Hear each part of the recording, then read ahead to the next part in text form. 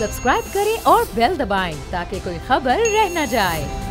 Opposition leader Shahbaz शरीफ हैं, लेकिन हुकूमत को टफ टाइम देने में आगे हैं चेयरमैन पीपल्स पार्टी बिलावल भुट्टो जरदारी साहब, जिन्होंने आज अपोजिशन में शामिल तकरीबन तमाम जमातों से रब्ते किए हैं। बिलावल ने शहबाज शरीफ साहब, अमीर जमात इस्लामी सिराजुल हक साहब से, कौमी वतन पार्टी के सरबराह आफ्ताब शेरपाओ के साथ और रुकने कौमी असम्बली और PTM के सपोर्टर मोहसिन दावड़ से भी रब्ते किए हैं, जिसमें उन्होंने अगले हफ्ते अपोजिशन जमातों की APC बुलाने पर मुशावरत की है। अगला हफ्ता वैसे सियासी एतबार से बड़ी हलचल मचाने वाला है। आसिफ अली जरदारी साहब पर जाली बैंक अकाउंट्स केस में वीडियो लिंक के जरिए फर्द जुर्म आयद हो सकती है। दूसरी तरफ लीगी रहनुमा ख्वाजा आसिफ और वजीर आला सिंध को भी नैब ने फिर से बुलाया हुआ है और फिर बजट की मंजूरी का मामला भी आने को है। ऐसे में बिलावल भुट्टो जरदारी साहब ने अपोजिशन रहनुमाओं से बातचीत के दौरान कहा कि मुल्क की इस नाजुक सूरत हाल में हम अवाम दुश्मन बजट को तस्लीम नहीं कर सकते। हुकूमत माशी मैदान में अपनी नाकामी को कोरोना वायरस की आड़ में छुपा नहीं सकती। उन्होंने कहा कि इमरान खान आइन पर हमले करने के बजाय कोरोना वायरस से अवाम को बचाने का काम करें। एक तरफ अपोजिशन APC की तैयारियों में मसरूफ है तो दूसरी तरफ खान साहब भी कम परेशान दिखाई नहीं दे रहे हैं। फवाद चौधरी साहब का इंटरव्यू गले की हड्डी बना हुआ है। अरकान कौमी असम्बली के साथ फिर से बैठक लगाई है, वजाहतें दी हैं, यकीन दहानियाँ करवाई हैं। वज़ीर आज़म ने पार्टी में तमाम तर इख्तलाफात का तासुर यकसर मुस्तरद कर दिया है। कह रहे हैं कि पार्टी में कोई इख्तलाफ है ही नहीं, PTI अरकान और इत्तेहादियों को साथ लेकर चलेंगे। वज़ीर आज़म ने अरकान असम्बली की शिकायत सुनी है, फंड्स के अदम इजरा और पार्टी उमूर में अदम मुशावरत पर तहफ़्फ़ुज़ात दूर करने की यकीन दहानी भी करवाई है। और ख़बर यह भी आ रही है कि हुकूमत ने शाहजैन बुगटी से बजट की मंजूरी के लिए फिर हिमायत मांगी है। क्या वाकई हुकूमत के पास वक्त कम रह गया है और ऑप्शंस भी कम रह गए हैं और अपोजिशन का फिर से मुत्तहद होना फवाद चौधरी का इंकशाफ कर रहा है? एक एक करके इत्तेहादियों का साथ छोड़ना क्या बताता है? क्या अपोजिशन का इत्तेहाद भी देर पा होगा? क्योंकि इससे भी पहले बिलावल और मरियम ने मिलकर हुकूमत के खिलाफ महाज बनाने की कोशिश की थी, फिर अचानक ही हर तरफ सन्नाटा छा गया था, खामोशी हो गई थी और रावी ने चैन ही चैन लिखा था। इस बार ये इत्तेहाद हुकूमत के लिए परेशानी का बाइस बनेगा क्या? अपोजिशन की APC के निकात क्या होंगे? तमाम सवालों के जवाब लेने के लिए मेरे साथ मेहमान मौजूद हैं। चौधरी के इनिशिएटिव आपकी जानिब से लिया गया है, बिलावल की जानिब से रब्ते किए गए हैं तमाम लोगों से, तो मैं आप ही से ये सवाल करती हूँ सर कि तय पा गया है APC होने जा रही है सर अगले हफ्ते? मेरे ख्याल APC हो जा रही है, क्योंकि इससे पहले हमने पंजाब के अंदर भी APC की है, KPK के अंदर भी हुई है, पाकिस्तान पीपल्स पार्टी ने बुलाई थी, सिंध के अंदर भी बुलाई है और बलूचिस्तान के अंदर भी मेरा ख्याल है, बलूचिस्तान का मुझे एग्जैक्ट नहीं पता लेकिन वहाँ भी है।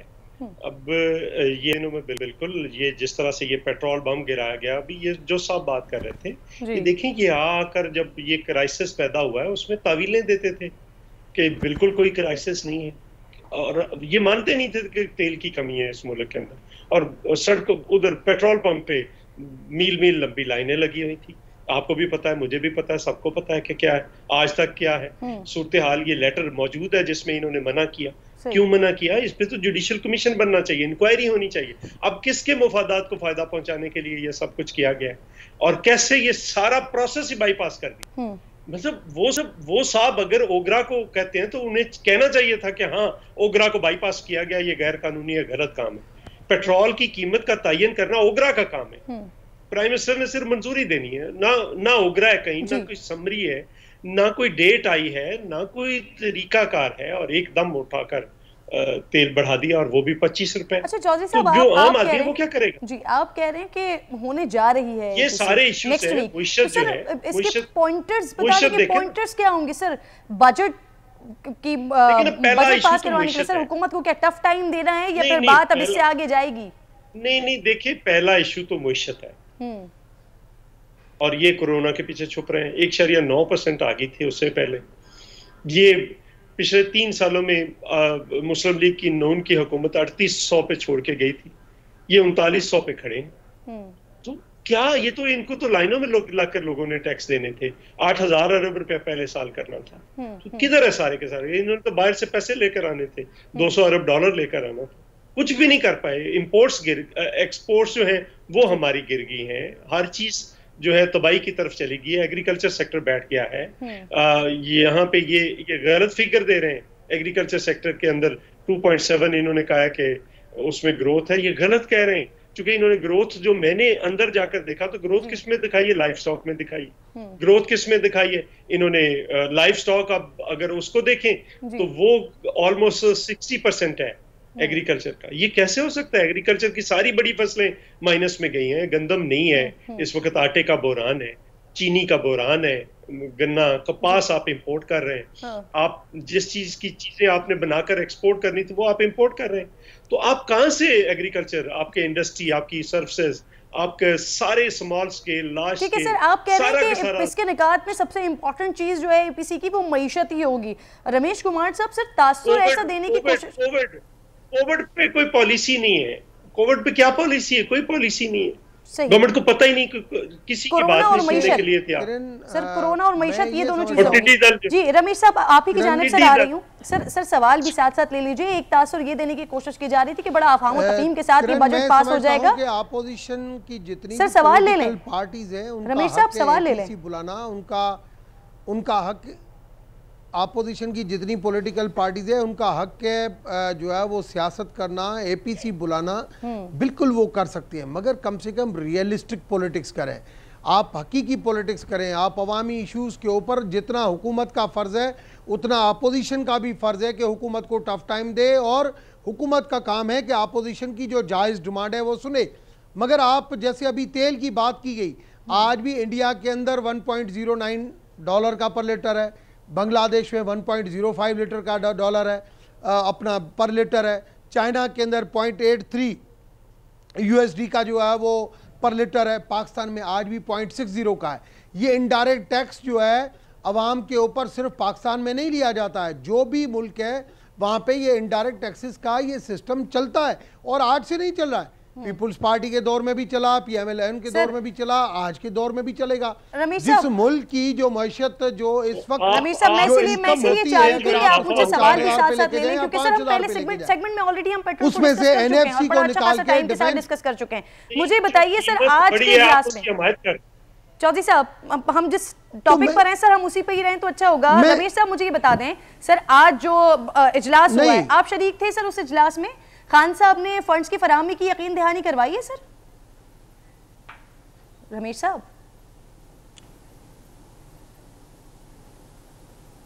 देखिए, मैं बिल्कुल मिला भी हूं खान साहब से, हमारी डिस्कस भी हुई है, और बिल्कुल इजलास में भी मैं आज भी था, कल भी था।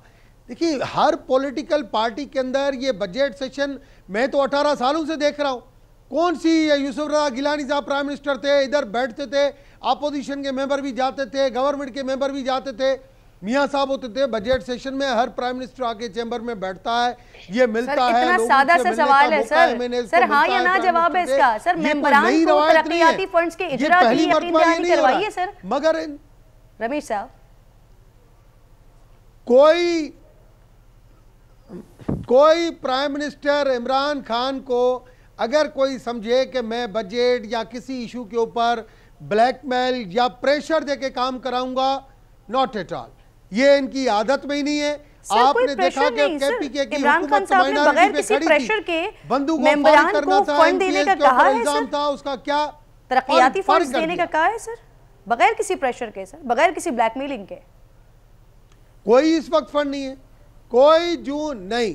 जो माजी में जो सिस्टम चल रहा है वही चल रहा है, किसी नई चीज की बात नहीं है। बलोचिस्तान के इशू शाहजैन बुगटी का, अख्तर मेंगल का आज से नहीं है, वो इशू पीपुल्स पार्टी के टाइम पे बलोच नेशनलिस्ट रईसानी की। अच्छा सर आपने माजी की बात की कि माजी से जो सिस्टम चल रहा है तो मैं इस बात पर अचानक मुझे याद आ गया खान साहब की गुफ्तगू, वो जरा सुनवा देती हूँ आपको, फिर हम आके इस पे आगे बात करते हैं कि अगर माजी में भी जो सब कुछ चल रहा था वही आज चल रहा है तो फिर उसको गलत क्यों कहते थे। सुनवाइए जी। तो सर आपकी बात की तौसीक हो रही है, नई रिवायत नहीं रखी गई है सर, लोगों को खरीदा जा रहा है। रमेश साहब कोई नहीं खरीदा जा रहा है, नहीं कोई फंड दिया जा रहा है। ये जो भी आप क्लिप्स दिखा रही हैं, माजी जो सिस्टम चल रहा है वो चल रहा है हर हुकूमत के अंदर। क्या प्रोविंशियल गवर्नमेंट है मुराद अली शाह की, मंजूर साहब से पूछेंगे वहां पे कोई नहीं दिया जा रहा है क्या? ये सारी चीजें, ये सिस्टम है जो चलता आ रहा है, वो चलता आ रहा है। हाँ, जो तब्दीलियां जो लोग हमसे एक्सपेक्ट कर रहे थे उन तब्दीलियों का जो अंदाज जो था वो इतना ज़्यादा चेंज नहीं हुआ, ये मैं एक्सेप्ट कर रहा हूँ।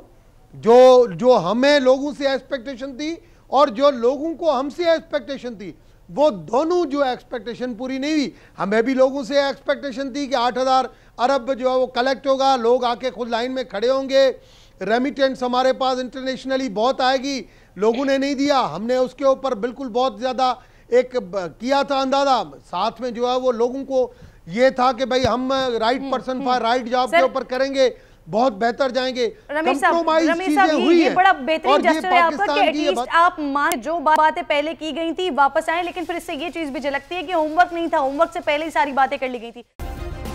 सब्सक्राइब करें और बेल दबाएं ताकि कोई खबर रह न जाए।